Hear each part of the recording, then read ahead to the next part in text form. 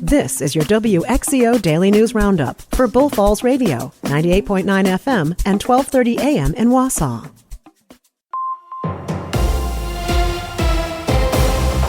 Civic Media News. I'm Terry Bell. Here's what Wisconsin needs to know. Disabled voters in Wisconsin who want to will be able to get absentee ballots by email for now. A Madison judge declined a request to block his own order yesterday. Judge Everett Mitchell says it's a case of disability rights. The ruling is headed to an appeals court. Cities, villages, and counties all over Wisconsin are getting their first $1.5 billion from the state's new shared revenue system. Lawmakers and the governor agreed on a shared revenue deal last year. It also let Milwaukee and Milwaukee County raise sales taxes. More than 20 Wisconsin communities will split more than $20 million for public improvement projects. The grant money from the U.S. Department of Housing and Urban Development is going to low to moderate income communities with fewer than 50,000 people. Projects include improvements and repairs to streets, water, sewer, and drainage systems. Voters in western Wisconsin's 3rd District could decide which party controls the U.S. House. That's why Congressman Mark Pocan has been spending so much time there. That seat is probably one of the top 10 to 20 seats in the country for Democrats to get the majority. So I think you saw House Majority PAC just did a $4 million buy in the 3rd CD. They're very committed to this district. Pocan is campaigning with Democrat Katrina Shankland, who's running for Congress against Rebecca Cook and Eric Wilson in the primary. The average American family will spend $875 on school supplies this year. More families these days are asking for help with that. Clarissa Zemke is with a nonprofit called Family Pathways. She says tech accessories are in high demand. Headphones are a big thing on pretty much every list from elementary on up. A lot of things that we're seeing right now, especially for the older kids, is USB flash drives. Pencils and notebooks are always good donations, so are gym shoes and other clothes, since kids outgrow them quickly.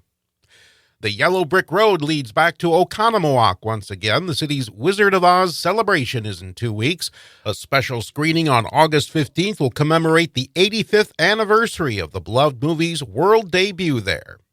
I'm Terry Bell, Civic Media News. Here's what you need to know closer to home. For WXCO News, I'm Brittany Merlot. The heat is back this week, and a doctor with the American Academy of Pediatrics says that kids need extra protection from dehydration and heat stroke. You should be looking out for irritability, fatigue, or fussiness. Dehydration happens faster and can be more severe for kids. I always tell adults that are taking care of kids and toddlers that if you're uncomfortable, the child is much more uncomfortable than you with regard to temperature. And if you're outside with a young kid, give them as much water as they'll drink. Cream puffs and the Wisconsin State Fair go hand in hand, but Tess Kirkson says another Wisconsin treat is just as important. We have plenty of cheese curds to go around, and you can actually kind of sample all the different types. And of course, we have deep fried cheese curds and then the refrigerated kind that squeak in your mouth from the Wisconsin Product Pavilion too. There's no shortage of cheese curds here at Wisconsin State Fair. The fair is already underway and runs through the 11th in West Allis. A scary scenario when a gray wolf attacked and killed a Woodruff family's dog earlier this week in their own front yard. A wildlife damage specialist at the Department of Natural Resources says that this is the 4th time that a pet has been attacked or threatened by a wolf this year. He blames a problematic individual wolf rather than a species as a whole, saying it was probably a case of the wrong area at the wrong time. However, there have been recent calls for a hunting season to control the wolf population. And now the Carone family is urging lawmakers to address what they perceive as an escalating problem with wolf growth in the area. And veterans can suffer with PTSD from a variety of things, not just combat situations. You could see a car accident. I witnessed one when I was in the Air Force, head-on collision. First one on the scene. That's traumatic. If you or someone you know is experiencing a mental health crisis or suicidal, please call 988. The Green Heck Turner Community Center is now open. The ribbon was cut yesterday, and Superintendent Casey Nye said that the building will be open to anyone and everyone. It's a way to say thanks to the public for making it possible. Nye said another reason that the facility was made was so that people could get some exercise in the winter and stay out of the cold. But let's not think about those brutal winter months just yet, because right now is the time of year where kids end up at the doctor or urgent care with bug bites or rashes. A doctor with the American Academy of Pediatrics says, knowing which plants to stay away from. Good observation to keep kids away from more dangerous plants, keeping them away from dawn and dusk when the mosquitoes and bugs are a lot worse.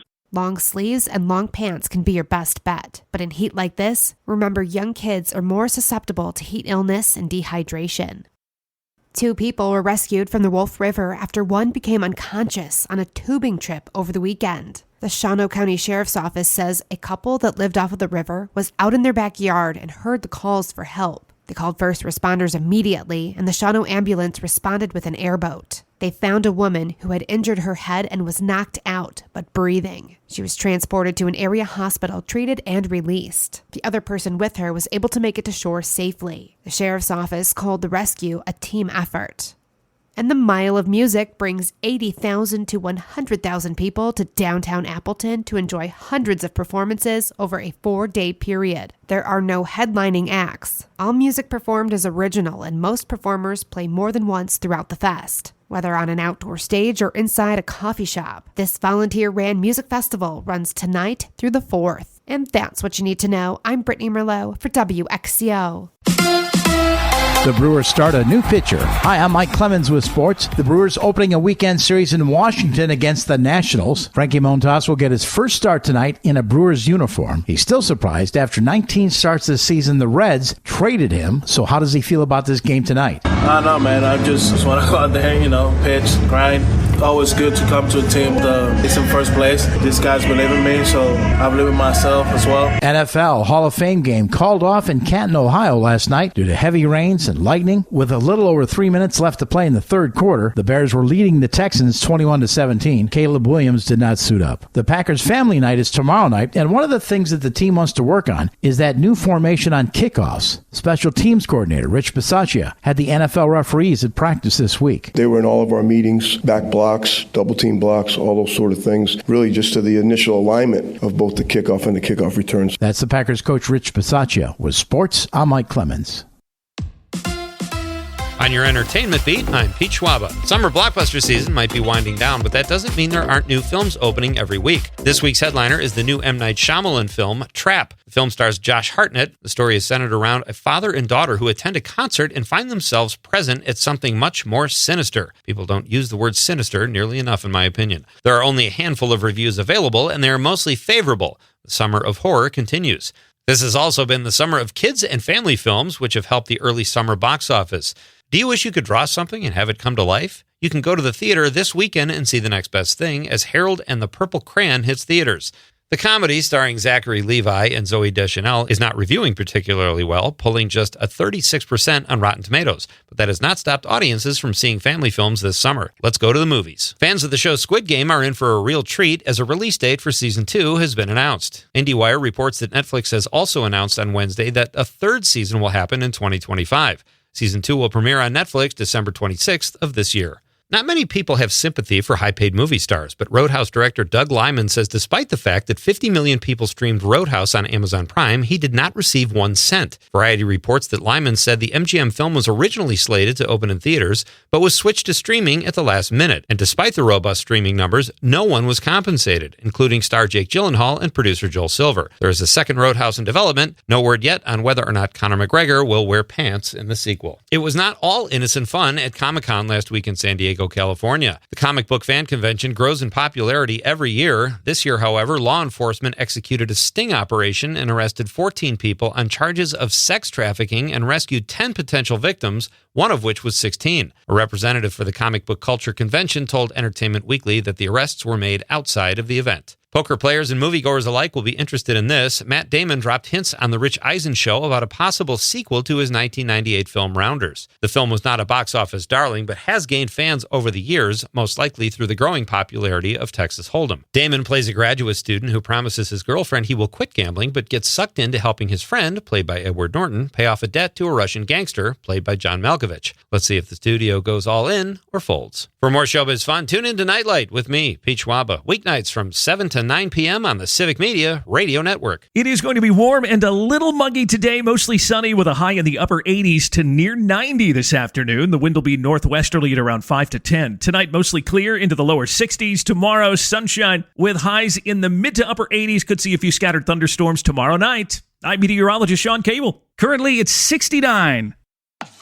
That's your WXCO Daily News Roundup from Civic Media. Subscribe to this podcast on Spotify, Apple, or wherever you find your podcasts. Find more news at bullfallsradio.com.